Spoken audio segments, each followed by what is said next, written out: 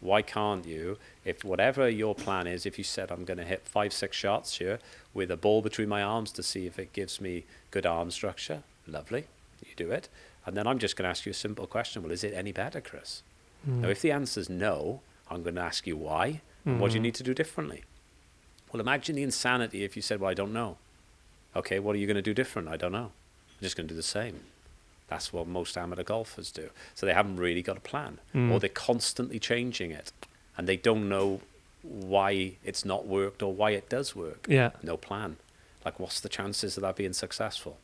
So the starting thing for me would be, if you understand your patterns and your blueprint of your game, then you can actually train and get better.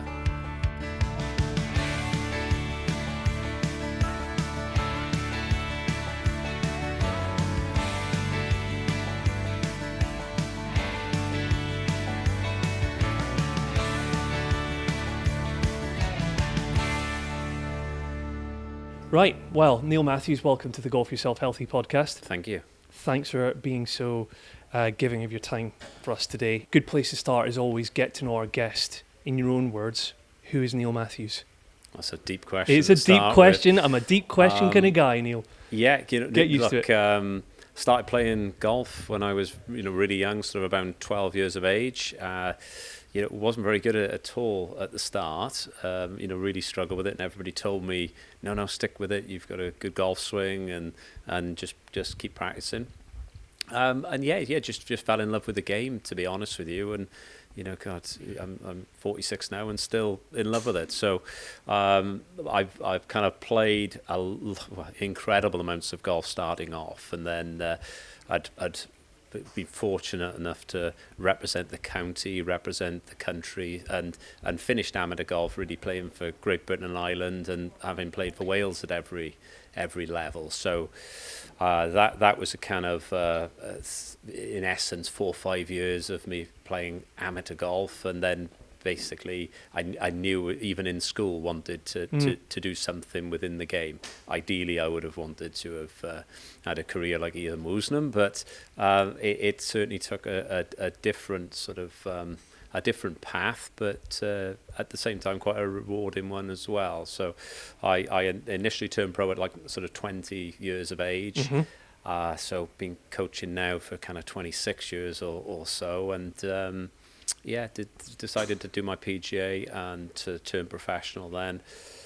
Initially I was planning on coming back to try and compete professionally, but with even from the very first week that I started working in the golf shop and doing my professional qualification, just really started doing a lot of golf lessons, and that's kind of the story. I quite enjoyed it, had a little bit of success early with it, which probably helped, and then I've kind of gone on a path that even when I've done slightly different things, like I've been a club professional for sort of 2 years early on in my career, but always had a passion for coaching, wanting to help people to get better, to play the game a little better, and basically from that I'd become a national coach, and I've been doing that for probably 18-19 years now, so a long kind of career, but feels at the same time feels like yesterday. Lots to unpack there. I mean, I'm looking forward in particular to getting into speaking to you about your coaching role, especially. I've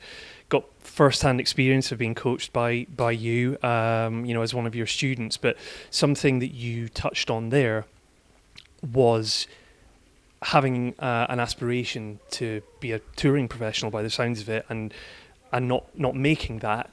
You remind me there of that example, our mutual friend and colleague of yours, Zach Gould, who's just based at the other end of the driving range down here, had him on the podcast before, and he very openly, quite vulnerably talks about that took quite a bit of getting over, essentially, and I think resilience and adversity is a key theme to this podcast. I mean, was it at all similar for you? When you look back on that time, were you able to sort of move beyond that quite quickly and go, okay, that's actually not worked out for me, I'm going to do this instead? Or did you have to actually overcome that setback a bit, if you know what I mean? Yeah, probably slightly different for me, really, I think.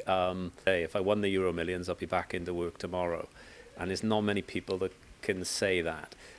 Look, if I could have had a career like an Ian Woosnam, Yeah, well, that'd be fantastic, wouldn't it? Or Philip Price. It'd be great to be successful as a touring pro, but I probably felt quite quickly I didn't think I was going to have that type of career, and I wanted to have a level of security. I wanted to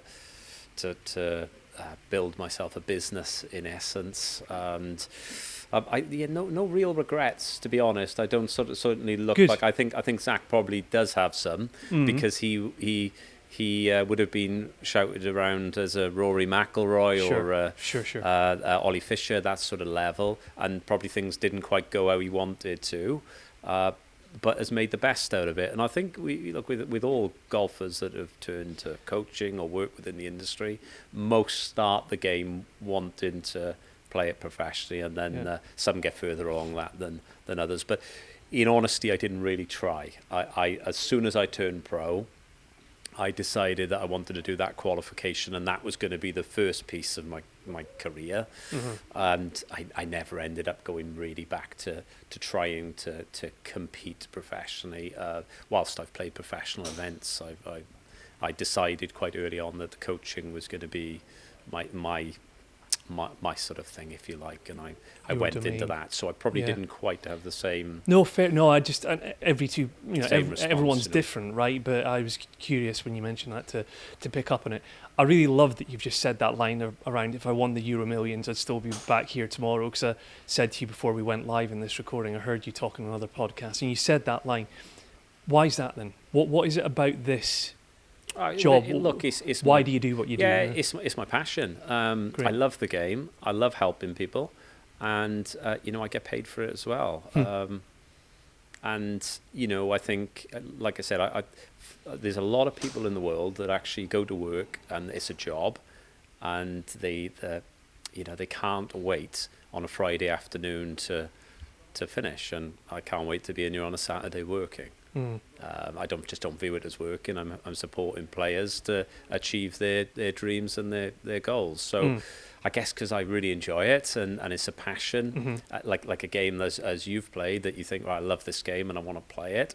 I'm involved in it all day, and I get to meet have some really, really good connections, some great experiences over quite a long career, and I just think it's fantastic. So, it's a brilliant game, isn't it? And probably until you've played the game, you don't quite get it, but it's probably a game that's as close to life as you could possibly get. Can you say more about that?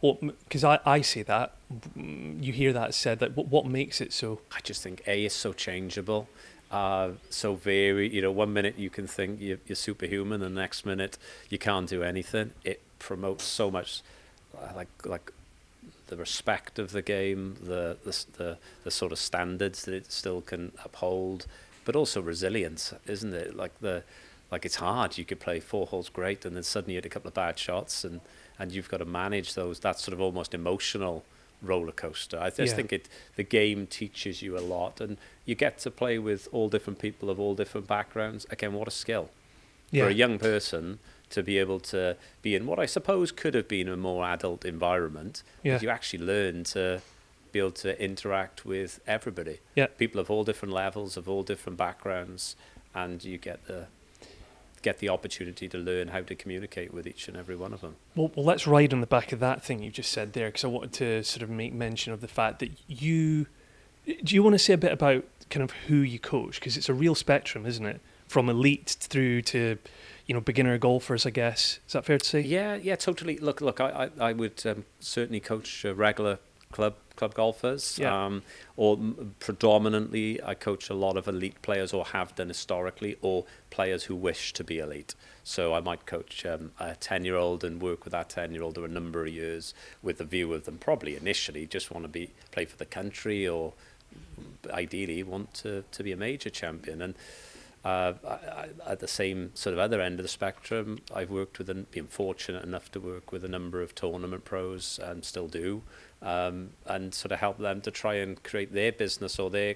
careers. So I quite like that, the fact that it's not just I'm working on tour, that I'm actually working with golfers from a young age through some of the Wales golf squads, all the way to to a club beginner that just wants to be a better golfer and enjoy the game a bit more. Yeah.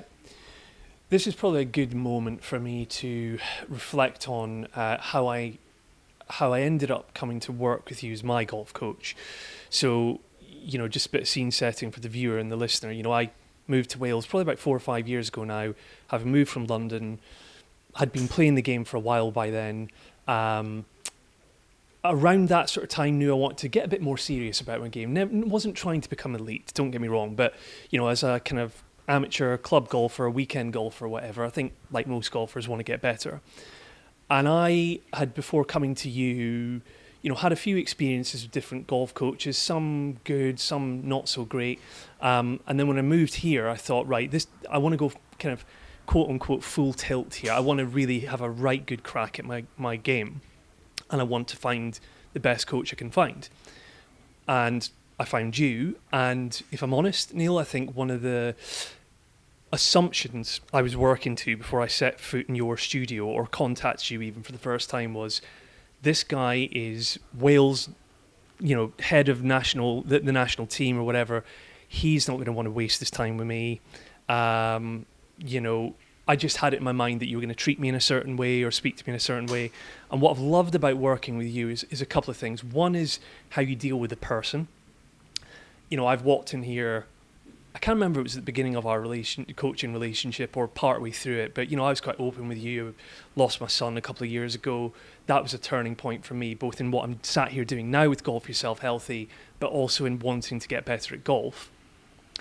And the way you dealt with that was just impeccable. It was great. And I, whether you're a coach or otherwise, I don't know that everyone knows how to deal with those things in the right way, if you know what I mean. But then also, there's you hear a lot in golf coaching. What I hear is what's held up as a very simple but gold standard thing is, if I as a coach can teach you to be consistent, have a repeatable set of processes and swing, we're off to the races then. And that, the first time in my golfing life, I've got that with you. So that leads me then to asking, what's your coaching philosophy? How would you describe that?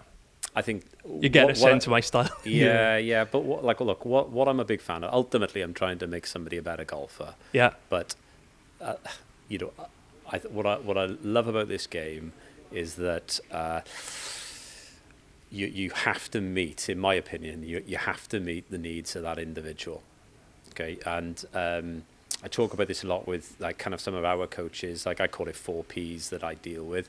I've always found like a system, as you know. Yeah. So what I'm a big fan of is when you walk in, it's evident and people can see you as a player, how you play the game, how you swing the club, how you putt, how you chip, so on. Those segments are really easy to see. But what people, I think, miss is you as a person. Where have you come from? Who are you? What drives you? Actually paying attention to you as an individual. When you go away from here, how do you practice? You as a practicer, how do you spend your time? Are you able to plan the sessions? Can you do things with purpose? And then lastly, what are you like as a performer? So when you're under the gun, what are the traits? How do you behave? How do you handle yourself? And I think if you would just have somebody look at you as a player, what you don't do is they miss a trick there, because I really need to try to get to know you, what makes you tick, how can I help you, and therefore how can I meet your needs, your demands to help you to fulfill some of your goals. Mm-hmm. That for me, everything's about you and it's less about me. And I've always been a fan of that, call it a philosophy or call it a style, that you're the most important person in the room, not me. And I'm just helping you to facilitate that. And it's very much your lesson, not mine. Mm-hmm. And what we need to ensure is that as a team, we help you to have the skills so that you can do it away from me. Because it's the chance of me being with you all the time. I need you to have that autonomy so that you can problem solve on your own. Mm-hmm. And I can almost, in essence, make myself self-redundant, where I want you to have the skills to develop your game with or without me. And I think I found that really useful, because considering people in that way when you walk in. So who is it that's in front of me, and how do I get the best out of them? And then, yes, the game elements are obvious, but what is he like as a practicer? How can I develop him in those practice habits to get the most out of the time that he's actually away? And then where does he go when he's under stress, when he's competing? Yeah. I feel like I get to know somebody quicker, Yeah. get to understand where they're great, what Yeah. their superpower is, and then more importantly, how can I help them? What are the areas that they'd be even better if we could improve them? Yeah. Like that as a package, I think has helped, because early doors I would just considered you as a player in my coaching journey, and then sometimes that doesn't stack up, and there's a big difference between teaching and coaching. And teaching is just me imparting information on you and making myself sound good, whereas coaching is trying to help to almost create a vehicle to take you from one place to another. Yeah. Based off your goals, your aspirations, which is the most important piece. Can we talk a little bit about some of the, I might call them principles of your golf coaching? Again, I think about early doors, some of the initial stuff that we worked on, and it's kind of almost been a central theme throughout, is, for instance, you'll say to me, right, Chris, some of the principles that we need to work to sort of cut out silly mistakes, or to sort of, let's say, fast track you to lower scores, are no leakage off the tee. Like no 3 off the tee, no 3 putts. What are the ones I'm missing? What are these sorts of... Yeah, I think most people haven't got any data on the game. So it's an emotional response, or it's based off something they might have watched on YouTube, or something that might or might not be specific to them. So the most important thing is that it's relevant to you. So I wouldn't come into your house and have some medicine out of your medicine cabinet. I'd go to see a doctor and get my own. So I think the first starting point is understanding a blueprint for both coach and for the player in terms of where actually are you, what are the goals or your aspirations, and then how do we facilitate it with a blueprint or a plan. Now based off that, really, it's having those sort of key parameters when we play on a golf course, because whilst we might be in a studio today, the game's not played in here. And golf's a bizarre game like that, isn't it? That we often train and we're not on the field of play. Like that is a little different, because the golf courses are so busy, so that's where you perform, yet you're hitting off a mat, a surface that you don't ever play off, with a ball that you'd never use, hitting the same club time and time again. It's not always fit for purpose. So the stats that you measured, yes, I would like to know how often a player puts the ball in play off the tee. So how much is basically things that are either costing us or that we're gaining. So that sort of cost analysis, really, of a person's game, where we can see what are your conversion rates like with the putter.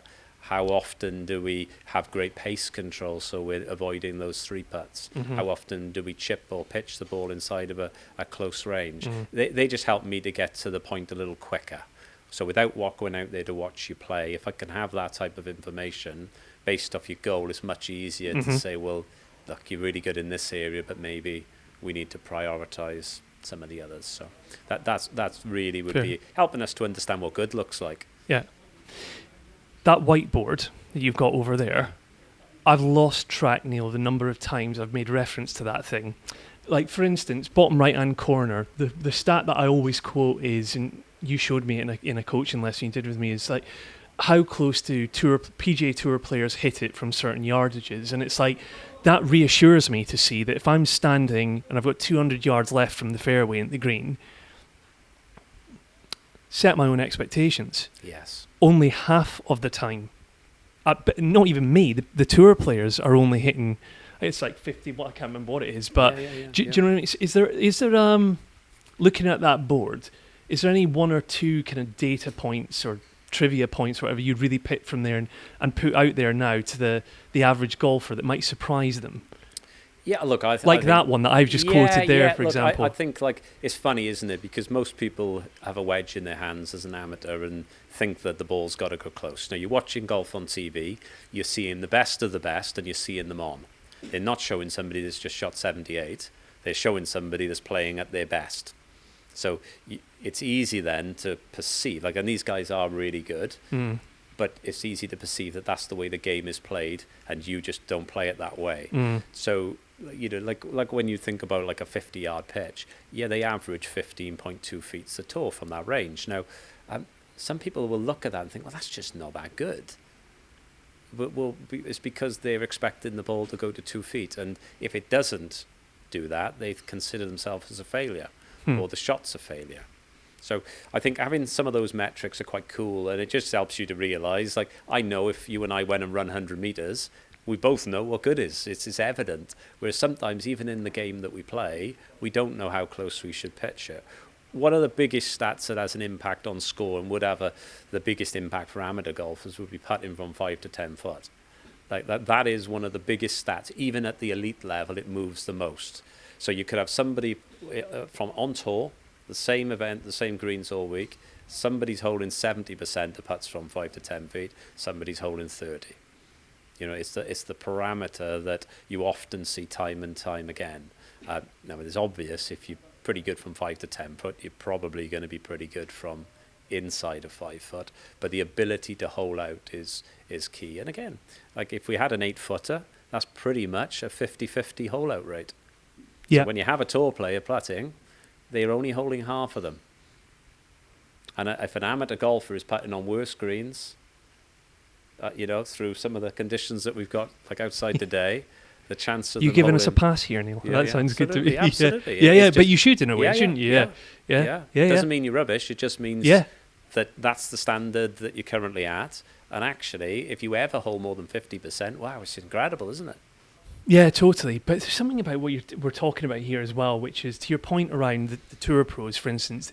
It sounds like wedges, those short distances, they know what the stats say. They know that they quote unquote should be knocking it, to stiffen it to within 2 or 3 feet. But it's almost going back to that resilience point.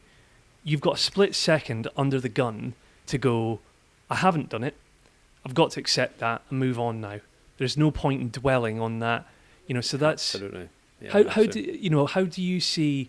Because again, maybe let's go now to talking about the elite of the game, because certainly you've worked with and still to this day work with the best talent really in Wales. Quite a simple question, but it's maybe hard to answer. But what makes them so good? Because let me frame this to you, for example, right? I've got an episode that we're putting out in the new year with a lady called Linda Sagerstam. She's a golf Pilates teacher, and she did some work on the seniors tour recently. And I know you work with Philip Price, for example. He's out there now, and he's doing pretty well out there. We were talking about how that generation of pro golfer is maybe one of the last generations of pro golfer that the everyday golfer can relate to, because they're not bombing it 300 plus yards, and there's tempo to their swings and stuff like that. And it makes me wonder, in this kind of narrative in golf media and stuff now, it's like, it's just not relatable. You see Marco Penge hitting it 375 yards and stuff. Is that fair? Is that a fair statement to say that there's almost not much that we mere mortal golfers can or do have in common with the elite guys? Or would you tell me there is stuff that we can do to replicate their habits, their behaviours? We might not hit it as far as them, Neil. I totally agree. Take the game away. It's like if you looked at, in our time, probably Tiger Woods has played the game better than anybody else. Yeah. Okay, and there's examples of like your Scotty Scheffler that's been incredible as well. But they don't own their behaviours. They own their game, so you might never play the game like them, but why can't you behave like them? And I'm a big fan in why don't we do the things that take zero talent? Okay, so traits of golfers is a tough question, because everybody, typically the best players on the planet have certain a superpower, I would call it. They have something unique about them. So Marco Penge, you've immediately look at the distance and the power, how well. But actually he's a pretty good he has other things that go undetected, but what a wonderful, powerful hitter. Whereas Rhys Davis would have the putter. It's an amazing putter. Luke Donald, that putting, that short game. So whilst in history it's always had different styles of play, what do I see would be commonplace? Well, look, they are all resilient because tough times are coming in this game, and you have to manage that. And just like a great sailor's not made in a calm sea, it's made in a rough sea. Yeah. That's what makes good. And then yes, some will drown, but also the ones that make it have that ability to learn faster, to be resilient. They're also very urgent. I don't see many of them without a strong work ethic. And when I mean that, I don't mean you have to spend 50 hours practicing, but they do what needs to be done. They will get that done. So there is a definite urgency towards their development. And those traits... They do the work, full stop. Yeah, they do the work, okay? No shortcuts. No. Yeah. No, and so I'd see a lot of that, whilst on the surface they can all look so different. The game is... That's why the game's so great, isn't it? It's the fact that there isn't one style, or you have to conform to a certain norm. The great thing in a skill-based game is you can play it in different ways. You can have different strengths. You know, there are areas you might find harder than others, but it doesn't mean the bottom line, the stroke average, can't be equally as good. Yeah. And that's unique, isn't it? Because most front rows in rugby will look similar.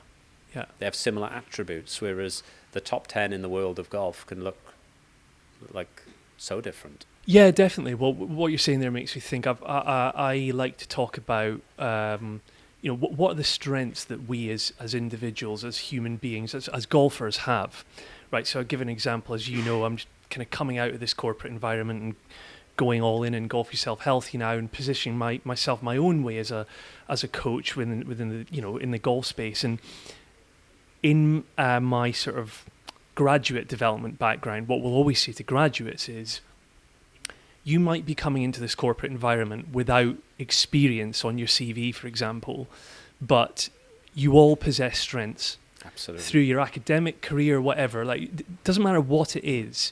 And there is science to say that if we play to our strengths and we know what our strengths are and we proactively use them, we feel good about ourselves. Yes. So again, there's something in what you're saying there about, Chris Lynch, might only drive the ball 230 yards, and I would love to cream it down the middle and hit it further. But I know actually that my putting does get me out of jail. So it's like, if I can gravitate more towards the strength, and for that to carry me through on my development journey, rather than constantly obsess about the development areas all the time, which, don't get me wrong, are important, obviously. I think that's a better way of... It's like cognitive reappraisal or restructuring thing we were talking about. Absolutely, yeah. Look, it's critical, isn't it? Because you can have many players who don't view it that way. It's easy. If I said, tell me a little bit about your game, most players will immediately tell me everything that they perceive to be wrong with their game. Why is that, do you think? It's just the kind of way we're almost conditioned. And the environment they've grown up in and stuff. The environment we've grown up with actually... There's an awful lot of things that we've done really well, and you continue to do very well. And look, when a lot of golfers struggle with their form, it's often because they haven't maintained strengths. So that strength building should be ever present, even whether we're reviewing, whether we're learning about our day. It's really important to understand what have I just done really well there. Because A, it's uplifting. It makes me feel better. It makes me appreciate all the good things that I'm doing, and I need to maintain those for sure. Because every player that's played this game really well has strengths, and they've played those strengths exceptionally well. So Rory, when that drive is going off, it's a thing of beauty, isn't it? And he wins, not because his putting is incredible. He wins because he just hits the ball fantastically, and the other skills he's got are also on. Okay, and I think far too often we've conditioned ourselves for you to tell me everything that's wrong in your life or wrong in your game, not necessarily. Well, let's have a look at what we can be grateful for here, that we've actually got an awful lot of good. Yeah. And then the critical piece, you don't eat an apple in one go, one bite at a time. No. So when you have those development areas or that blueprint, like, what's the first thing that we're going to focus on delivering? Because that's where, that way we're more likely to do it. Like I know there's cliches in golf and sport life, like less is more. But it's very true. You can only focus your attention on so many parameters. So if we are making sure we're maintaining our strengths, then what are we definitely doing? What's the one thing that's going to give us the biggest bang for our buck? Often we're either spending it on too many areas so nothing gets done. And that's that planned approach that you talk about, which I think from a corporate section, you would have learned so much around being clear in the vision, being clear in what the goals are, or the objectives, and then how do we facilitate it via a real clear plan. How do any of us golfers make the most out of this kind of off-season time to be in good nick, the best shape we can be ahead of the new season? What does good look like in terms of winter practice? Well, I guess it's a really difficult question to answer because it does depend how much time you've got. Sure. But let's say there's some like I'm a big fan of tasks, not necessarily time. Far too many people could spend an incredible amount of time, but is it actually balanced appropriately? Versus, like if I said to you for each area you game, if you just initially thought, right, well, what tasks do you need to do, non-negotiable every week, in order to be the best you can be? And it frames the question a little bit differently. And then, there are things that, like whether, you mentioned, Zach, whether you're doing some mobility stuff, which could be done in the house, which makes it easier. Definitely, whether it be some indoor putting, there's so many different tools and devices and things you can do. A lot of it can be done without you even having to go to the venue, which creates more time. And one of the biggest pieces I would suggest, there's a difference between training and practicing. So a lot of people might go outside and practice. They're just hitting ball after ball after ball with no clear plan. Invariably, they're changing the plan constantly. So are they actually, they're spending what they perceive a lot of time working hard on the game, but they're not getting any better. Whereas if you look at the difference between a pro, and back to your earlier point, what can we learn from them? Why can't we copy their behaviors? The first thing is they'll have an objective for the session. They know what does success look like. And then they'll have a bit of a plan, and then they are reviewing it constantly throughout.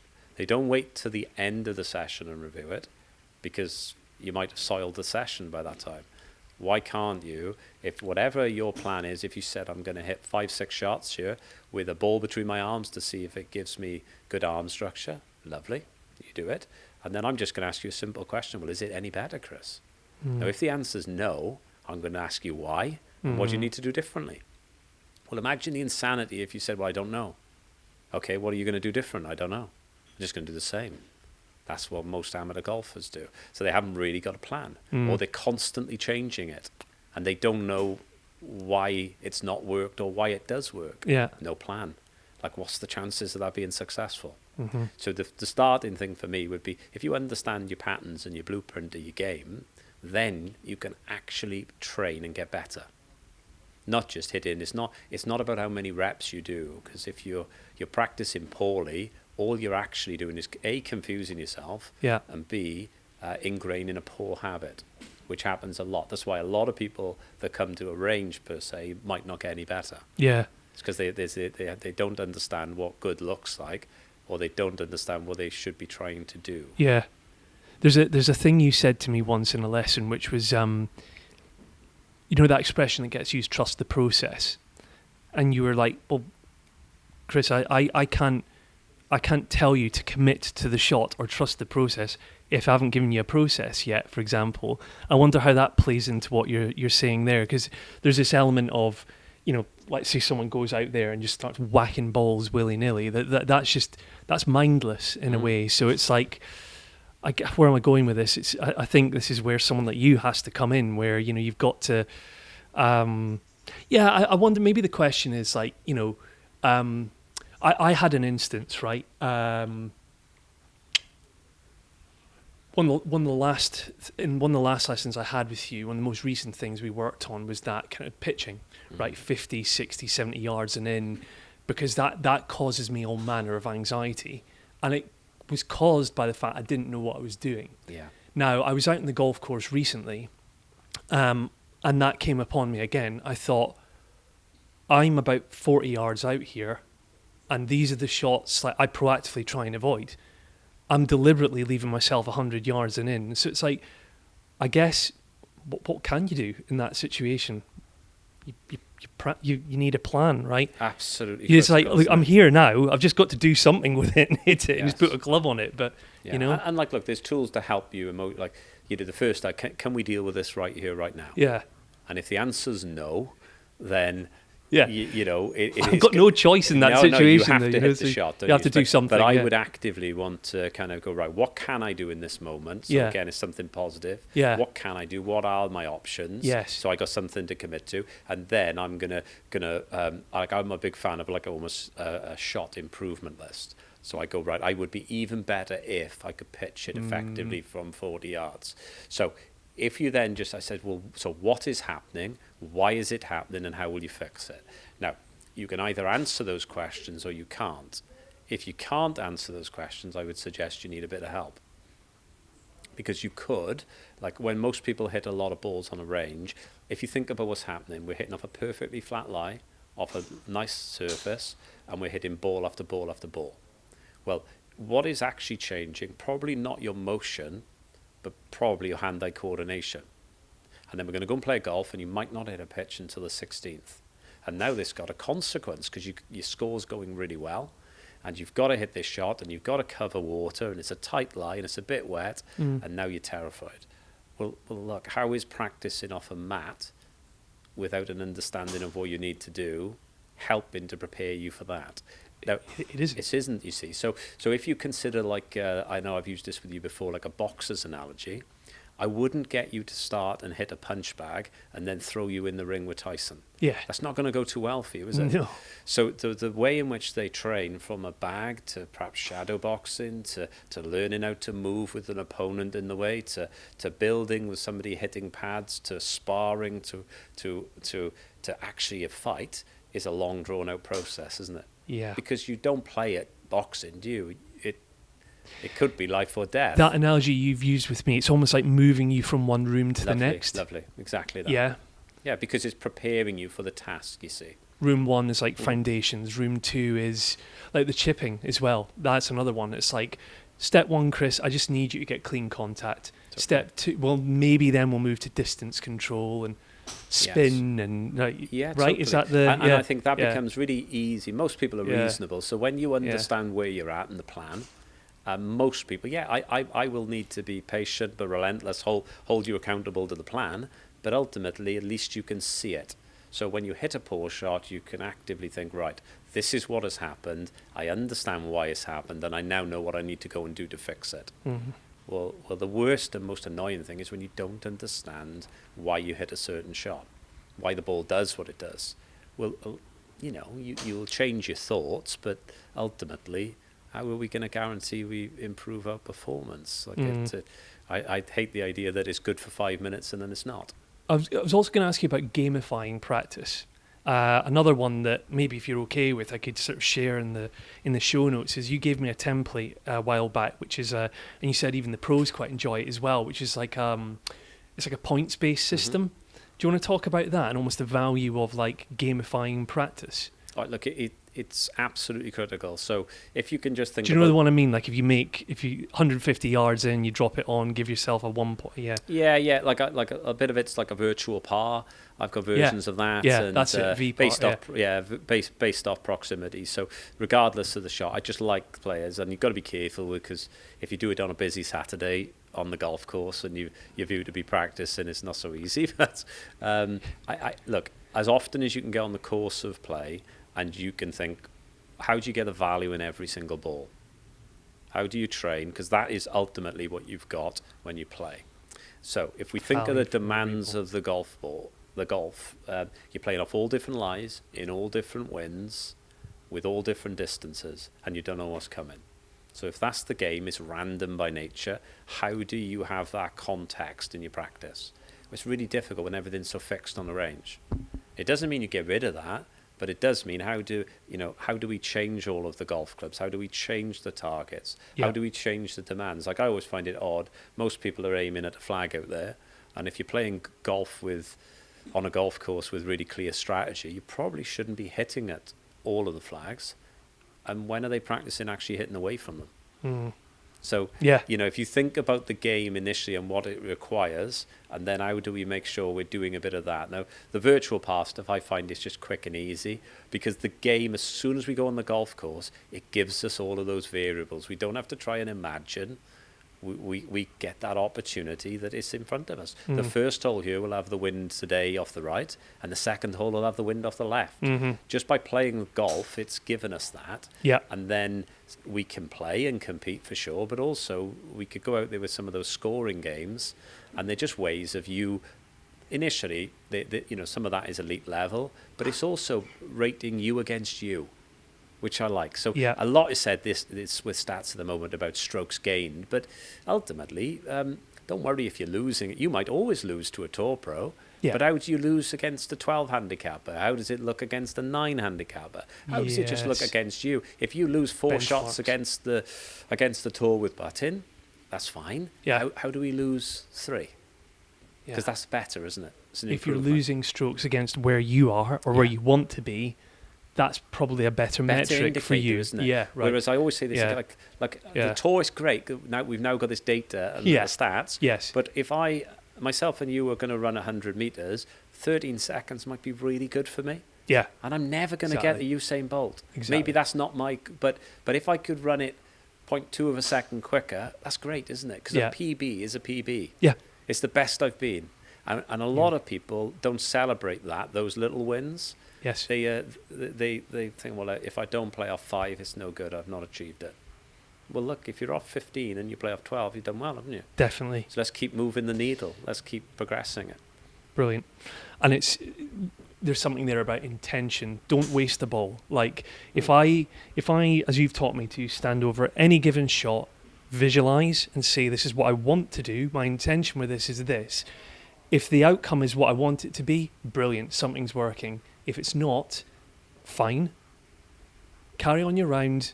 Let's analyze afterwards. And then, again, it's the love of development as well. Then is like That's the being journey, curious isn't it? about what happened, why it happened, and wanting to better It's it. the key of everything, I think, right? It doesn't really matter what it is if it's life. So clarity, process, commitment. So whatever it is you're doing, like if you're in the gym with Zach and you're moving a weight, so that intent, well, what weight are you moving? What muscle are we activating? What are we doing? So if we're working the chest, let's work the chest. So the focus is upon that. So it's a clear intent. The process, he might have asked you to breathe as you're doing it, to do it in a certain cues or key points that he wants. So you're delivering a process, and then whatever you're doing, you're giving 100% commitment to. You're present in that moment. Now, if you did that in the game, we'll all be better, wouldn't we?